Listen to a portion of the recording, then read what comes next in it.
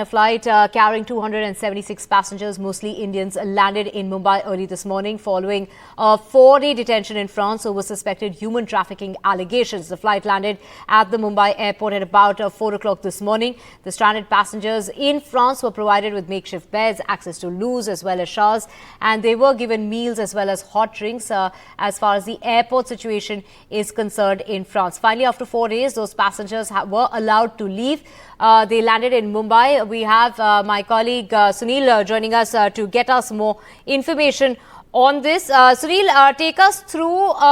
they landed in Mumbai. What is the course going forward? Are they free to go home? देखिए, मैं इस समय Chhatrapati Shivaji Maharaj international airport पर हूँ और सुबह 4 बजे के करीब रोमानिया का लीजेंड एयरलाइंस की फ्लाइट जो कि फ्रांस से वापस भेजी गई भारतीयों के साथ वो यहाँ पर लैंड की और उसके बाद इमिग्रेशन में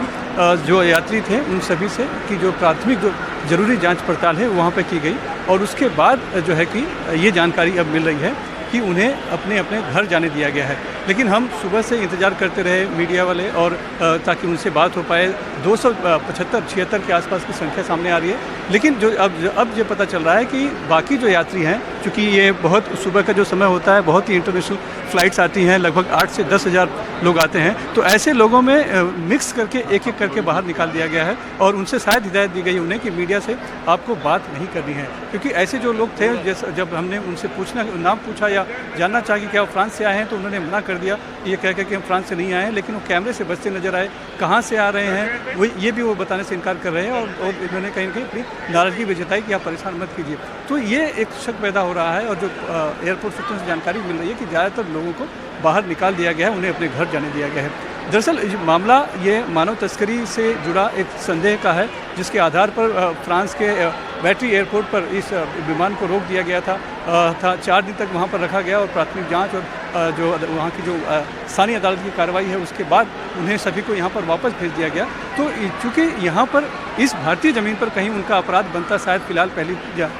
जांच में नज़र नहीं आया है, इसलिए सभी को यहाँ पर से जाने दिया गया है, ये जानकारी मिल रही है। क्योंकि जो मानव तस्करी की जो बात निकली, वो जो फ्लाइट थी वो दुबई से निकारागुआ जा रही थी और वैध वीज़ा या फिर वैध जो दस्तावेज है वो उनके पास नहीं थे, तो जो भी मामला बनता था वो वहाँ बनता था, यहाँ शायद नहीं बन रहा है। यही वजह है कि जो है कि यहाँ पर कोई कार्रवाई उनके खिलाफ नहीं हुई है अब तक जो जानकारी मिल रही है, इसीलिए एक एक करके सभी को जाने दिया जा रहा है। लेकिन कहीं ना कहीं अथॉरिटी नहीं चाहती है कि वो लोग मीडिया के सामने आएँ, अपनी बातें रखें या फिर बातें सामने आएँ, तो हो सकता है शायद उन्हें इस तरह की हिदायत दी गई है। इसीलिए कोई भी शख्स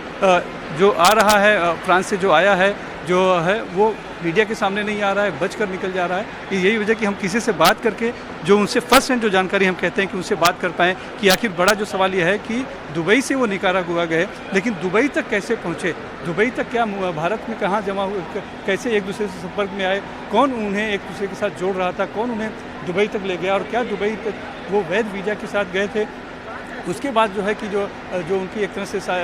जो कोशिश थी कि निकारागुआ के जरिए यूएस या फिर कनाडा में चले जाएं अवैध रूप से, तो ये सब चीज़ें जो है सवाल है वो बना हुआ है। लेकिन जब अगर वो मिलें उसमें से कोई तो हम उनसे बात करके आपको सही स्थिति बता पाएँ, लेकिन फ़िलहाल थोड़ी असमंजस की स्थिति है। लेकिन इतना ज़रूर है जो एयरपोर्ट के सूत्र बता रहे हैं और जो हमने अभी अनुभव भी किया कुछ लोगों से बात की जिसमें से कैमरे से बच रहे हैं, तो बहुत से लोग जो हैं वो यहाँ से निकल चुके हैं, उन्हें जाने दिया गया है, लेकिन वो छुप कर जा रहे हैं, कैमरे से बच कर जा रहे हैं।